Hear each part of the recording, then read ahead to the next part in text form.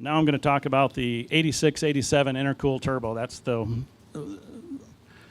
one that I think really made a big change from the standpoint of performance with regard to the Regal Grand National, T-Type, and Limited.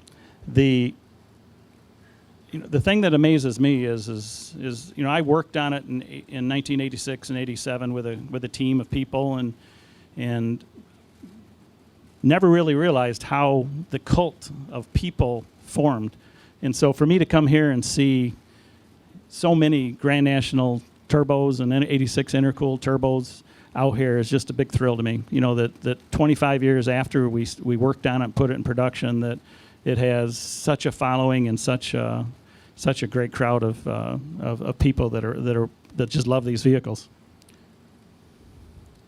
Okay, I was going to do videos, but we have no Wi-Fi, so we won't do that. But let's talk about the Grand National.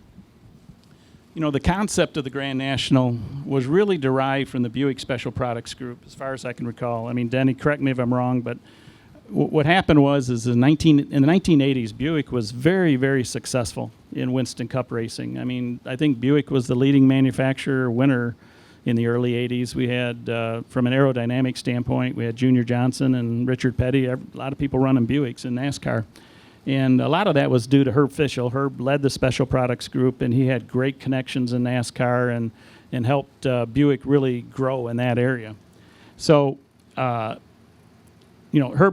led the group, and I think it was his idea. I'm not sure if it was his or management's idea, but to try and create what we call a classic car that would really take advantage of Buick's success and linkage in Winston Cup racing.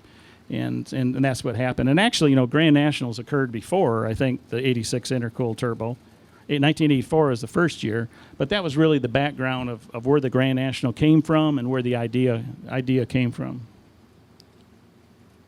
And guys, my memory is a little hazy sometimes, so if I say something incorrect, you guys speak up and let me know. First Grand National is 82? Okay. See, already forgot. Okay. What happened was all the time in General Motors there were leadership changes and people going from Chevy to Buick to Pontiac and vice versa. Well, we had one leader that came into our organization was Don Runkle, and Don was very unique, I think is the best way to phrase it.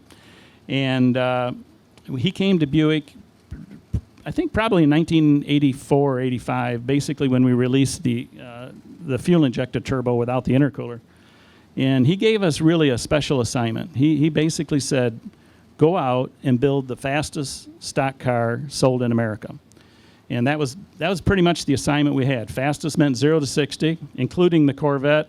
And I got to be honest with you, in fact, the secret internal target was the Corvette, just between us. So I know you knew that. I got some good stories, you'll see. So here's a story that what I think might have been the reason for Don's challenge. We had a vehicle in the shop. It's called Tommy's Toy, maybe. I don't know if that's what it was. It was one of the specific show cars. It was a 84 or 85 SFI turbo. And so Don's driving home one night, and he started to pass this, I say real old Buick LeSabre, but it must have had a 455 4-barrel. And so what happened was he started to pass the car, and then the LeSabre started to speed up and started to pass him, and then he went faster, and he's passed the LeSabre.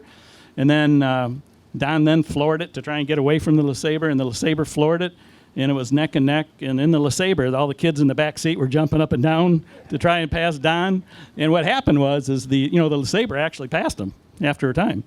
And so what happened was I think that was some of Don's motivation for this challenge of trying to come up with the fastest stock car built in America. So that's a true story. So the engine. At the time when this challenge came along, we really didn't have any budget in the group.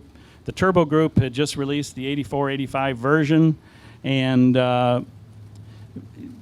we weren't sure how this was going to occur. And what happened was other members of the group, Jim Queen gave us money, I think, from a budget standpoint, and we formed a small cohesive group based on the original.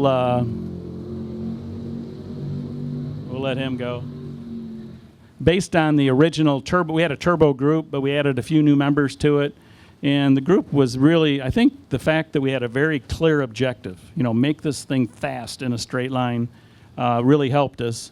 And the only way to achieve that was, we felt the only way you could get more performance out of the 84, 85 version was add an intercooler. And so what we did is we added a really large intercooler. And I think that that's what really turned it over the top, basically, to make it so good.